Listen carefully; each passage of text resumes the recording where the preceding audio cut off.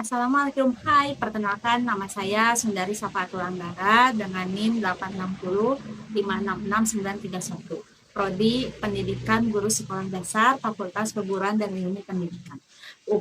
UPBJJ UT Bandung Universitas Terbuka. Di kesempatan kali ini saya akan menyampaikan tentang bagaimana ontologi, epistemologi, dan aksiologi membentuk dasar-dasar filsafat ilmu dalam mata kuliah filsafat ilmu. Filsafat dan ilmu adalah dua kata yang saling terkait, baik secara substansial maupun histori, karena kelahiran ilmu tidak lepas dari peran filsafat. Sebaliknya, perkembangan ilmu memperkuat keberadaan filsafat. Filsafat memiliki tiga cabang, yaitu ontologi, epistemologi, dan aksiologi. Untuk memahami filsafat yang begitu luas ruang lingkup dan pembahasannya sangatlah penting. Teori di atas sebenarnya sama-sama membahas tentang ilmu, hanya saja mencangkup hal dan tujuan yang berbeda. Ontologi membahas tentang apa objek yang dikaji, bagaimana mewujudkannya, yang hakiki dan hubungannya dengan daya pikir. Epistemologi membahas tentang bagaimana mendapat pengetahuan, bagaimana bisa tahu dan dapat membedakan dengan yang lain. Aksiologi membahas tentang guna pengetahuan, klasifikasi tujuan, dan perkembangannya.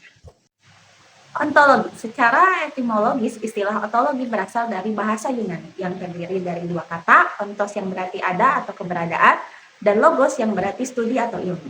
Menurut istilah, ontologi adalah ilmu yang membahas tentang hakikat yang ada, yang merupakan ultimate reality, baik berbentuk jasmani, konkret maupun rohani atau abstrak.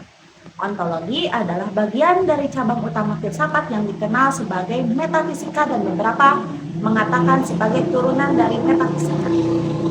Studi tentang inti atau dasar dari suatu studi tentang suatu dibalik objek.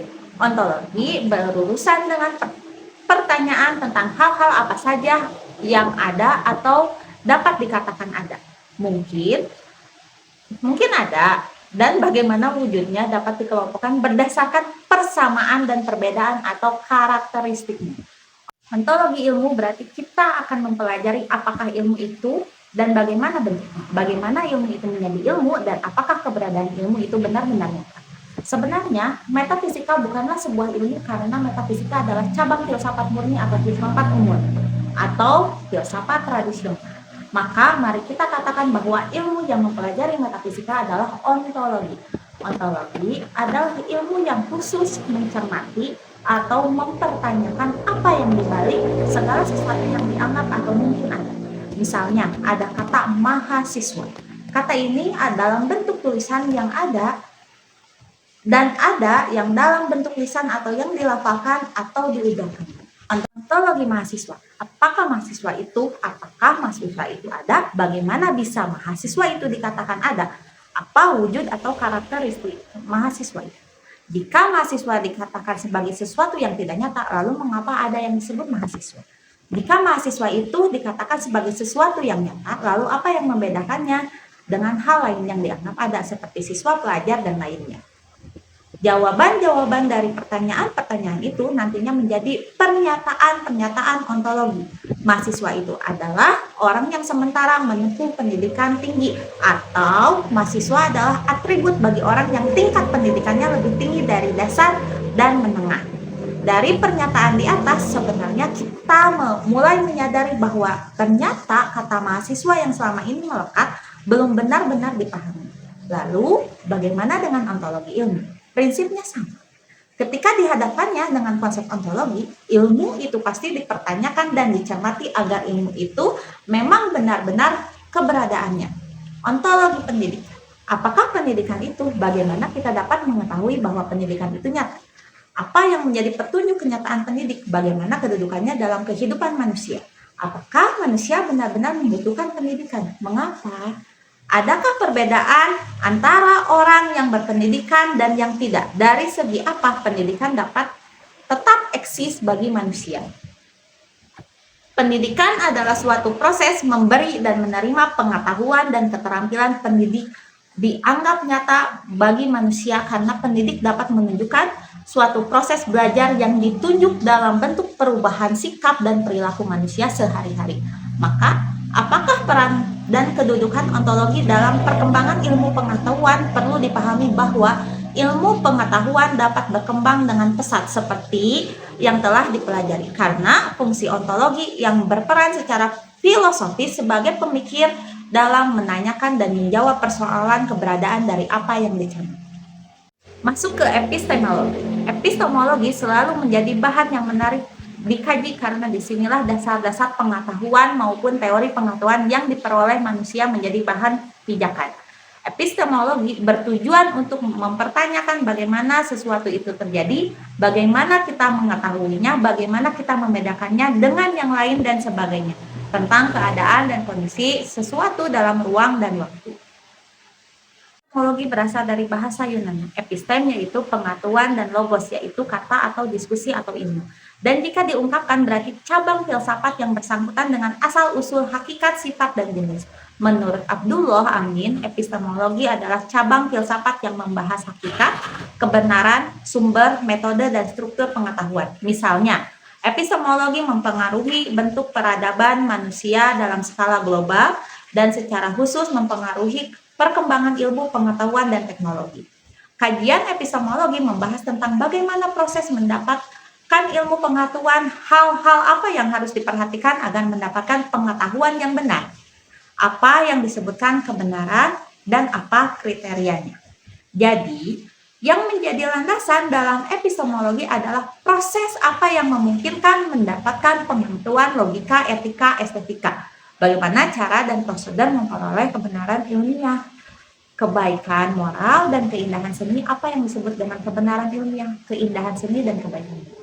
Sesuatu dapat dikatakan sebagai pengetahuan jika hal itu dianggap benar, diyakini, dan mendapat pembenaran.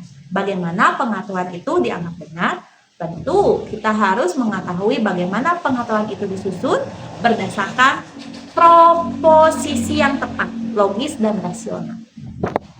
Pengetahuan yang dimiliki hanya dapat dibenarkan atau mendapat pembenaran dari diri sendiri dan beberapa orang saja, sehingga kebenarannya hanya bersifat subjektif dan sedikit objektif.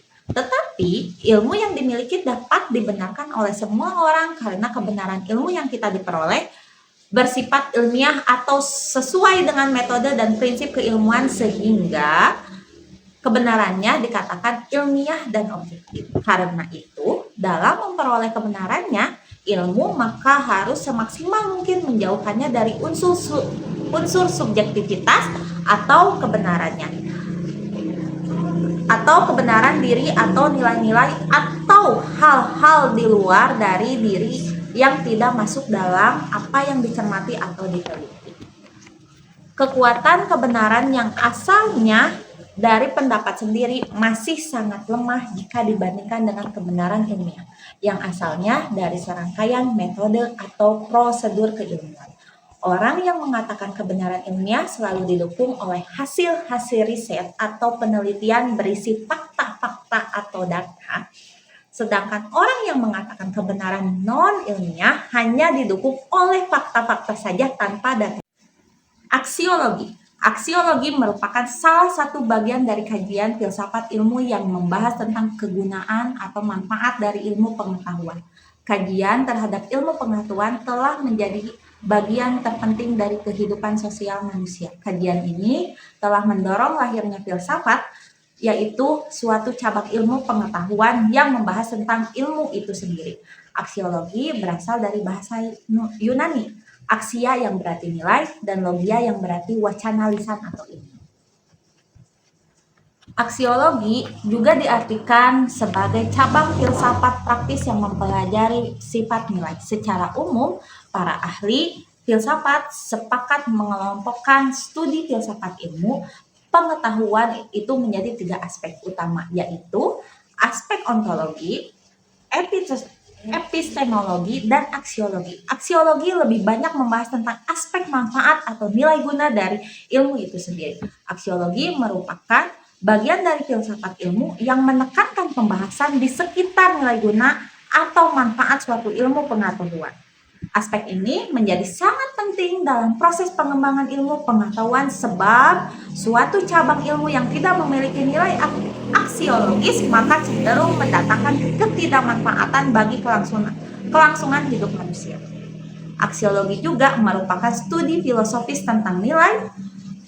Ini mengacu pada istilah kolektivi untuk etika dan estetika. Etika mengacu pada prinsip-prinsip moral yang mengatur perilaku seseorang, sedangkan estetika mengacu pada rasa keindahan yang juga bisa dikaitkan dengan seni. Namun, demikian para ahli arkeologi lebih mencermati sebuah nilai secara umum ketimbang nilai-nilai moral. Aksiologi mencermati nilai dari suatu penerapan, jadi bisa disebut jika aksiologi ilmu berarti aksiologi mencermati nilai etika dan estetika dari penerapan ilmu dan pengetahuan. Saat menyatakan sebuah kebenaran ilmu, pasti dihadapkan dengan realitas bahwa ilmu pengetahuan atau kebenaran ilmu itu perlu diterapkan dalam kehidupan sehari-hari. Jadi, jika kita menekankan kebenaran ilmu, maka aksiologi akan berperan dalam menunjukkan nilai dari kebenaran ilmiah yang ditemukan. Kita juga dapat melihat dan memahami bagaimana pengetahuan dan ilmu manusia memiliki sejak zaman Yunani kuno hingga saat ini dapat berkembang dengan pesat. Kita juga tahu bahwa ilmu yang dimiliki oleh kita tersusun dan membentuk sebuah tubuh pengetahuan karena peran landasan keilmuan seperti ontologi, epistemologi, dan aksiologi ilmu. Sekian yang dapat saya sampaikan. Semoga apa yang disampaikan dapat berguna bagi kita semua, utamanya bagi saya. Mohon maaf apabila ada kekeliruan atau kesalahan. Wassalamualaikum warahmatullahi wabarakatuh.